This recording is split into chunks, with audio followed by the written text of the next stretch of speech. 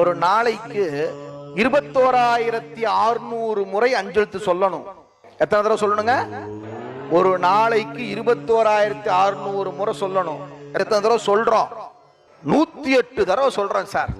தீட்சை வாங்கினவங்களே அப்படி சொன்னா வாங்காதவங்களுடைய நிலைமை என்ன ஆகும்? அதனாலதான் அனுஷ்டானம்னு ஒண்ணு வச்சாங்க.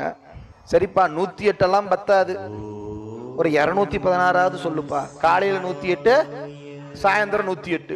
21,600 100ஆல வகுத்தீங்கன்னா 216. நீங்க 21,600 முறை சொல்லாட்டி போகுதுடாப்பா, ஒரு 216 தடவை அஞ்செழுத்த சொல்லுங்கன்னு பெரியவங்க வச்சாங்க.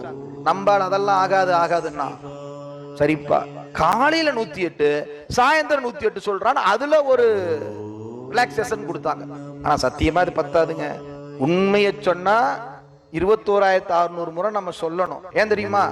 ஒரு நாளைக்கு நாம 21,600 முறை மூச்சு விடுறோம். 21,600 மூச்சு காற்றை தருகிற சிவபெருமானுக்கு ஒவ்வொரு மூச்சுக்கும் ஒரு நன்றி சொல்ல வேண்டாமா? அந்த ஒவ்வொரு மூச்சு தான் நம்மளை வாழ வைக்குது. அந்த ஒவ்வொரு மூச்சுக்கும் நன்றி சொல்லணும். சொல்றோமானா இல்ல, சரி பரவாயில்ல, கொஞ்சம் ஒரு 21,600க்கு பதில் ஒரு 216 முறை சொல்லுங்க அப்படின்னு நம்பாளுங்க. அதுவும் வாய்ப்பு இல்ல ராஜா, வாய்ப்பு இல்ல. அருளாளர்கள் பார்த்தாங்க, சரிப்பா அப்படி இல்லாட்டி போகுது. திருச்சிற்றம்பலம், செம்பொன்னம்பலம், திருவம்பலம்னு இந்த 3 வார்த்தையை சொல்லுப்பா. 21,600 முறை அஞ்செழுத்து சொன்னதுக்கு சமம்ட்டாங்க. ரொம்ப ஈஸியா இருக்கு. ஆனா உண்மை மறுப்பதற்கு இல்லை. ஆனால் அப்படி அந்த குறுக்கு வழியை கடைபிடிக்க கூடாது.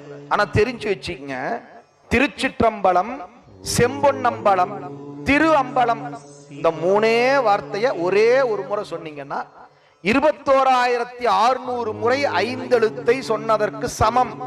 மறந்துடாதீங்க. ஆனா இதை எப்ப சொல்லணும்னா, ரொம்ப நோய்வாய்ப்பட்டு படுத்திருக்கிறோம். இன்னொரு முறை நான் சொல்றேன், என்ன கேட்டு எழுதி. திருச்சிற்றம்பலம் 1, 2வது சொல்றேங்க செம்பொன்னம்பலம், 3வது திருவம்பலம். திருச்சிற்றம்பலம், செம்பொன்னம்பலம், திருவம்பலம், இந்த வார்த்தையை சொன்னீங்கன்னா போதும். ஆனா தயவு செஞ்சு இத மற்ற நேரத்துல பயன்படுத்தாதீங்க. ரொம்ப முடியாம படுத்து கிடக்கிறோம் அப்படின்னா இதை சொல்லிக்கங்க. இல்லைன்னா 216 தடவை சொல்லிட்டு இதை ஒரு முறை சொல்லுங்க. அப்ப உங்களுக்கு லைசன்ஸ் ஓகேவா? 216 தடவை சொல்லாதவங்க இதை சொல்லக்கூடாது.